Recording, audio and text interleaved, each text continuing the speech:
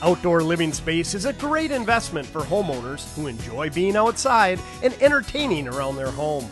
In our project, a new maintenance-free deck system is being added as part of their whole house remodel. So let's catch up with our contractor, Andy Lindis from Lindis Construction, to learn more about it.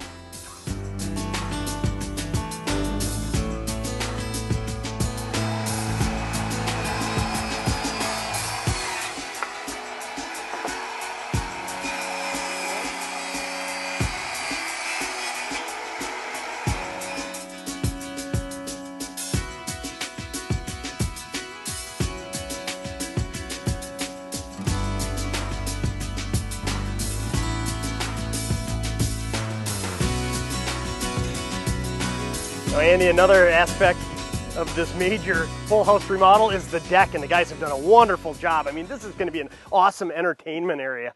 And what I'd like to find out more about is the design process, construction process, but let's start by asking the question, are a lot of people doing this, creating outdoor living space?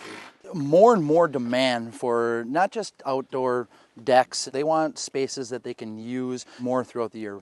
True outdoor living spaces, whether that includes an outdoor kitchen, a seating area, a water garden. There's a lot of different things that we've done for customers, and it's been a lot of fun. Well, you know, we've said earlier, you guys do a lot of exterior remodeling, you're into the interior remodeling, but we've never talked about the deck building process, and I assume that starts with the design. So if I'm a homeowner out there, probably the first and foremost question I have is, how do you design a deck? Because what's best for my situation? Can you assist them with that? Yeah, you know, I have very specific deck designers. I mean, that's all they do at Lindis Construction.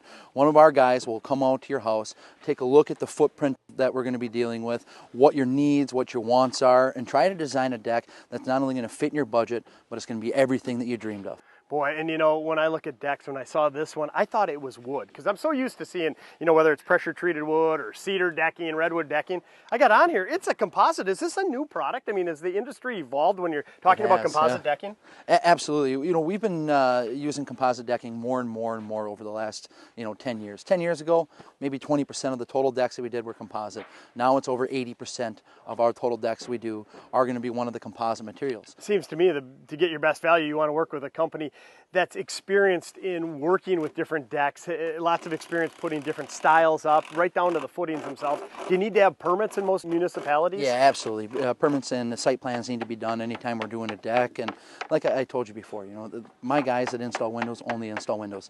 Same with our deck crews. All they do is install decks every day, so they get not only very efficient at it, they know all the tricks of the trade to make it look good and what needs to be done in the cities that they're working in. Yeah, and taking a look at this one, this is looking great. Now, what specifically, as far as the product is concerned, is this deck? Because again, it looks like authentic wood. As far as all the composites go out there, I don't think any of them can hold a candle to Zuri, not only in aesthetics and durability. I think that this product looks more like natural wood than any of the other ones, and I know it's a lot more durable. One of the problems with some of the other composite decking that we've used over the years is any type of furniture sometimes rubbing on it, or say a rock gets stuck on a shoe, sometimes can scratch or gouge the actual decking itself. When I first saw this, the first thing I did was grab a piece of it and took a key and actually started rubbing that on there. And I did that forever and ever. And this is just a nail here, and I can do this forever. And I mean, it looks like, it was brand new. It really is. So you're taking a nail. Wow. Yeah.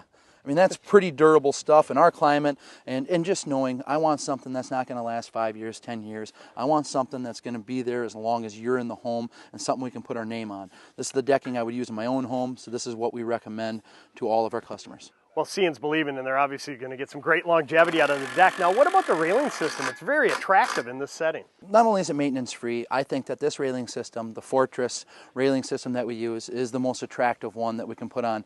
You know, I love the Zuri product and a lot of the composite decking, but I've never liked the composite decking railing. Even when we do a cedar deck, I always tell people, we put on a regular deck, let's put the Fortress rail system on, because you know as well as I do, when you have to refinish a deck, it's about 3/4 of the time is refinishing the rail system, the rest of it's finishing the deck. So if you can, that's being generous. 3/4 of that. It's horrible. It's a terrible way to spend your weekend, restaining the spindles and the rail system. So I'm with you on that. You want to go with a good quality metal railing.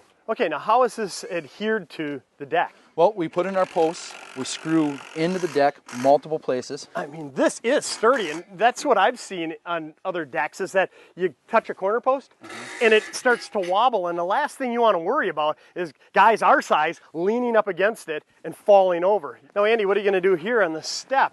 This is kind of open. I know you're going to need a railing in there. We actually have a rack railing system here. We still have to cut the size, so once we get the size cut, little brackets attached to the actual post, attach your railing to there, clip it off, be sturdy and a very clean look. So again, the evolution in the industry, even though it's probably the most sturdy railing system out there, it's easy for the guys to install. Yeah, I would say that this railing system is the easiest railing system to install out of all the other maintenance-free systems out there. And you know, as sturdy as the posts are, the deck itself felt so sturdy to me when I was walking on it. I mean, there must be a ton of lumber in here. With how heavy the actual composite decking is, we're going to have to build the deck with 1 foot on center. We get this question. 1 foot on center? Yeah, 1 foot on center. People always want to try to reuse their existing frame or build onto their existing frame because they think it's going to be a big money saver for them. Actuality, the framing part of the deck is about 10% of your total cost. So when you factor that in, I mean, we're putting on a deck that's supposed to last a lifetime. Let's frame it all nicely, put the proper footings in. We actually had to use 2 different footings on this one. A couple of spots we actually had to hand dig them in because we were worried about where the sewer pipes were coming out and how far down they were. I like those footings that you used here. Those are unique. I've never seen those before. Those are the diamond pierce systems. We have a specially designed jackhammer that actually puts in 4-foot-long pipes in all different directions. And I mean, the amount of earth that would have to move for the diamond pier system to move, it's an amazing thing. I believe that the diamond pier is going to be the most structurally sound footing that you can absolutely put in. Sure. So again, to me, what you're saying is that the industry has evolved, so now you have maintenance-free, durable, super strong products. And if you're an educated consumer and do your homework, you're not going to be asking to reuse the framing material because it wouldn't make sense if you understand the process. And if you're building a deck to last a lifetime, you don't want to be penny wise and pound foolish. Exactly.